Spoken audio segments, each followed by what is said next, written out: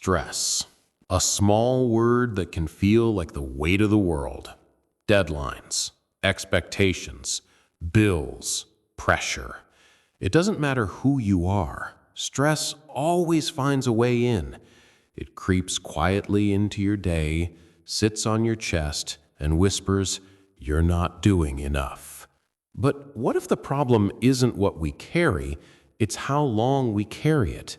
There was once a professor named Christopher, a calm, kind teacher who wasn't just known for his knowledge, but for his wisdom. His lessons weren't about memorizing facts, they were about understanding life. One bright afternoon, he walked into his classroom holding something unusual, a simple glass of water. The students looked puzzled. He smiled and raised it high. "My dear students," he asked, "how much do you think this glass weighs?" Laughter filled the room. "Maybe 200 grams, someone shouted. "Half a pound," another guessed.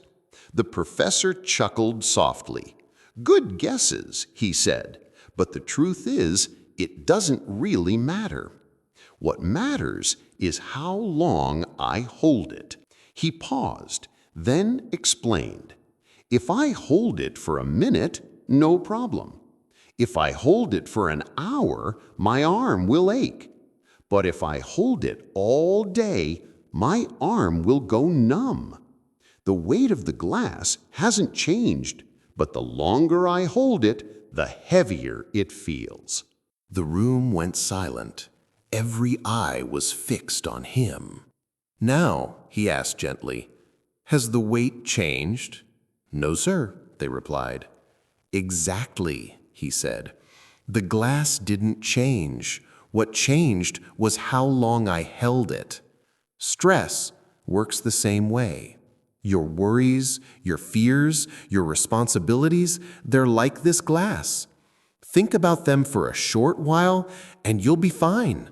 Think about them all day and they'll begin to hurt. Hold them too long and you'll break. He placed the glass down and smiled. "So what's the solution?" A student raised her hand. "Put the glass down?" The professor nodded. "Yes, put it down. Rest your hand. When you're ready, you can pick it up again. The same goes for your worries. If you set them down for a while, your mind can rest. Your heart can breathe. And when you return to them, you'll be stronger." Then he gave them two simple habits. First, the 1-minute pause. Whenever life feels too heavy, stop. Close your eyes. Take 3 slow breaths. Ask yourself, is this thought helping me or hurting me? If it's not helping, let it go for now. The second, he said, is the evening reset. Before bed, write down every worry that's weighing on you.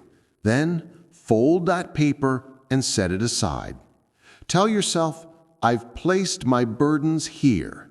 I don't need to carry them into my sleep." When you wake up, you'll feel lighter. Weeks passed. The students began practicing those habits. Aisha, who once panicked over exams, started pausing for a minute each morning. She felt calmer, sharper. Daniel, who used to lose sleep over family problems, began writing them down every night. And for the first time in years, he slept peacefully.